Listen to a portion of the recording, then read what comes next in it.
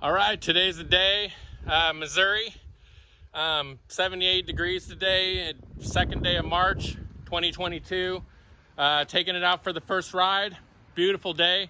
We wiped it down a little bit. We didn't detail it.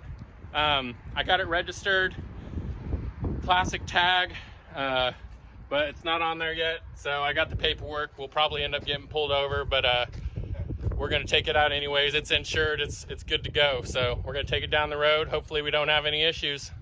You don't even need a jack. You don't need a jack, that's right. Oh yeah.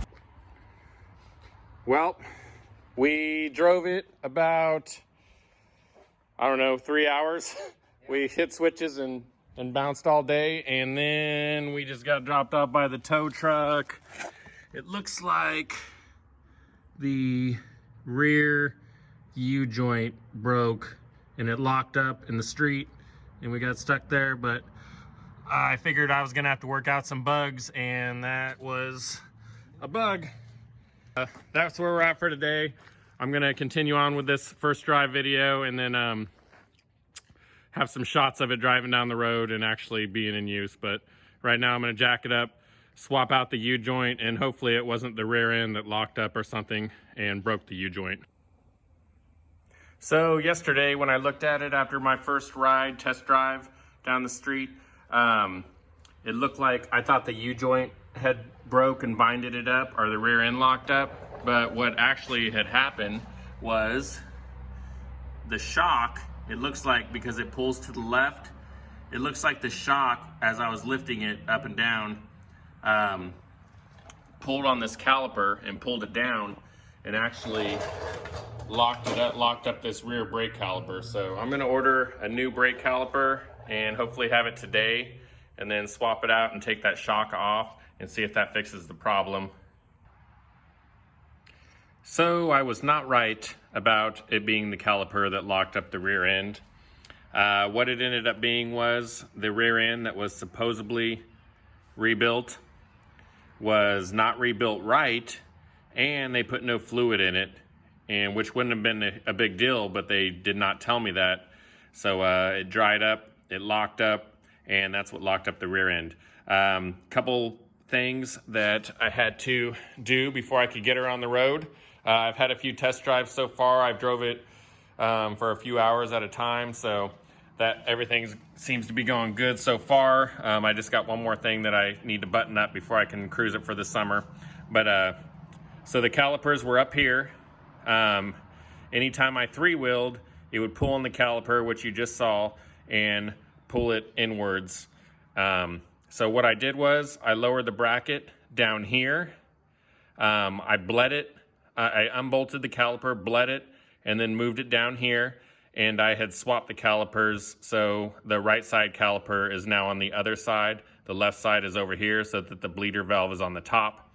If I need to bleed it in the future. Most likely it's not a big deal for me, so I'll just unbolt it, move it up, bleed it, and then bolt it back down here. Now I can three-wheel perfectly. I don't have to worry about it rubbing or hitting the caliper or messing up my brakes. One of the other issues I had was my electric fans are not coming on by themselves. So what I did just for now, I called the shop who did my swap, and they're going to get it working right for free since they need to. But as, excuse the mess, all my wires, I've had a few wiring issues with the fuel pump that I had to sort out too, which I'll go over here in just a second. But I just hooked up a toggle switch so I can turn the fan on if I'm sitting in traffic or going slower or it's hot.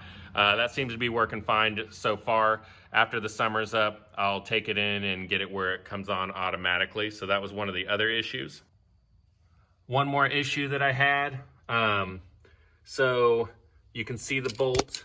Whoops. You can see the bolt right here. That it plugs into, the plug plugs into. They took the bolt out of the top, so it just kind of wobbles around, and I pushed in on the wire, but I can't get it all the way to snap on, so sometimes it'll just come loose while I'm driving, and then I lose all my power. I haven't fixed that yet, but I'm going to here in the next day or two.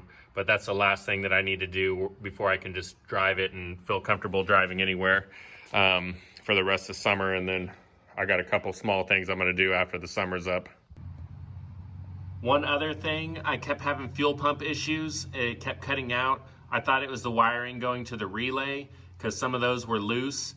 After I fixed those, I kept having more issues. And you can see here, if I can get a good shot of it, those two power wires that go to the starter, the wiring harness that I got from whatever company I got that did the one wire LS wiring kit, it looked like it had crimped down the machine. It crimped down on the wire, but it crimped down on the insulation, so it wasn't getting a good connection. So I cut the ends off and just replaced them both. I haven't had any more issues with the fuel pump not getting power. So that's all resolved, that's fixed, and that's why all the wires are hanging down under my dash.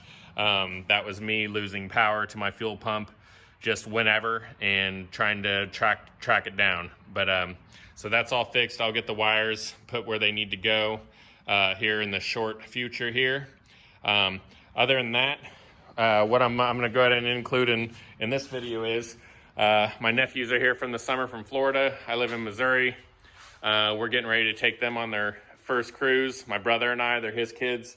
And we got the batteries all charged up. And I'm getting ready to bolt up the wires. And we'll be good to go. And then after that, I'm going to... I'll include in the video too, but I'm going to take my mom on her first cruise in it. She can't wait. She's super excited, but that's going to be the rest of the video. So hopefully you all enjoy it. It's not like my typical video where I try to do some how-to stuff. That's my favorite thing to do, to share knowledge and keep everyone informed and keep it growing, the lowrider industry and car industry, really, not just lowriders, but other cars too. Get the younger generation more involved and keep the spirit of restoring cars and modifying cars alive. That way it doesn't fade away. But that's where we're at so far. Next up, I'll show you how excited the nephews are. Their first time low riding. They got to sit in it, but they haven't actually got to drive down the road. So they were super excited.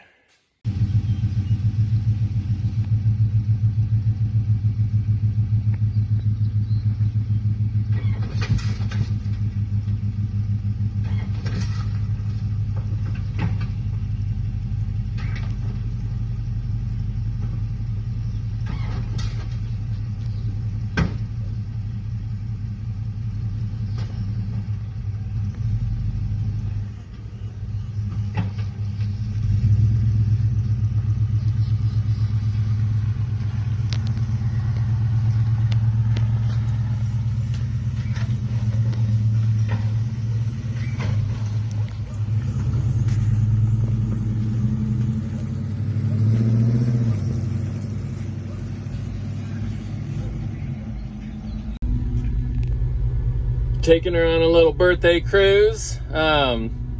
Just gonna put this in part of my video, one of my videos. Just to let y'all know, I turned 42 today.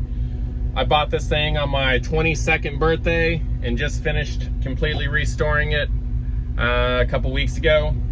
But yes, it took me that long, but also I had to buy tools, experience, learning how to do stuff myself. A lot of stuff, buying a house, living a life. So it was mostly just a hobby, but now instead of wasting my time buying booze and going out and partying and all that, spending vacation days in the garage, I think it's paid off because now I got something to show for it, something to enjoy. But I'm just gonna squeeze this in one of my videos, but I just wanted to put this in here since it's my birthday and I'm out for a short cruise. Here's Cesar and I. What up? Going for the first ride in the convertible. Yep. Long time coming. So here's a funny story. Caesar, when I had a 94 Cadillac, a white one on 20s, I had bought in this car, the 65, on my 22nd birthday. in 2002.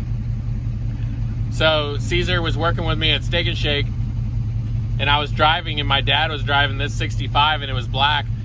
And I was like, hey, Caesar, do you see me with the 20s on the Cadillac? He goes, I didn't see that, man. But he goes, but I saw the 65. And he had already seen it for sale over there before, but I swooped it up. So anyways, we're about to go on our first ride. And here we go. All right, off to get it aligned.